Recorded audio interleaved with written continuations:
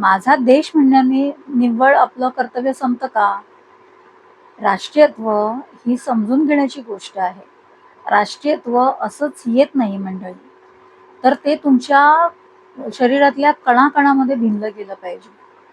पण या उलट या पहलगाम हल्ल्यानंतर सामाजिक माध्यमातून चित्र पाहायला मिळालं. त्या असंवेदनशीलतेचा आणखीन एक मोठा नमुना पाहायला मिळाला, तो म्हणजे आपल्या भारतीय माध्यमातून.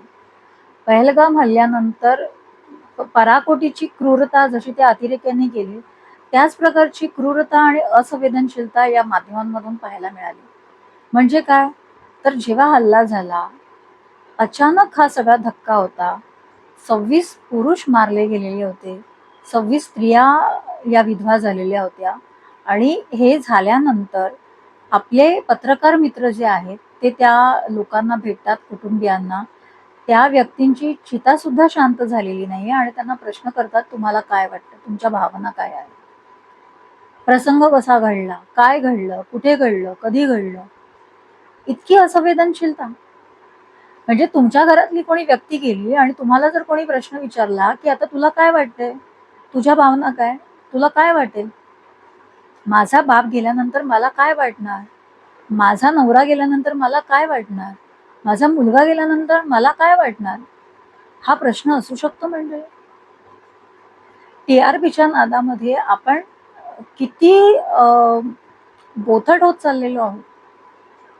टीआरपीच्या नादामध्ये आपण वाटेल ते दाखवतोय, वाटेल ते प्रश्न विचारतोय. ताबडतोब त्या अतिरेक्यांची घरं गाठायची, तिकडचा माहोल दाखवायचा आणि तिथे मग पुन्हा एक काही वातावरण निर्मिती केली आणि तिथे कसं तोडफोड झालेली आहे. जेव्हा अतिरेक्यांची घरं जी आहे ती पाडायला सुरुवात केली सरकारने. म्हणजे हे काय आहे? एकाच वेळेला वेगवेगळ्या भावना तुम्ही लोकांसमोर आणतात आणि संभ्रम निर्माण करतात. थोडं आपण थांबायला पाहिजे, थोडी वाट बघायला पाहिजे. जी गेली आहेत ती आपलीच माणसं आहेत, आपले कोणीतरी, भले ते रक्ताचे नाही आहेत, पण त्यांचं आणि आपलं या देशामध्ये आपण राहतोय त्याचं एक नातं आहे, नागरिकत्वाचं एक नातं असतं, बंधुतेचं, समभावाचं एक नातं असतं. म्हणूनच जेव्हा आपण तो फोटो पाहिला नरवाल आणि त्यांच्या पत्नीचा, तेव्हा आपण सगळेजण आतून हल्लो, कळवळलो आपण.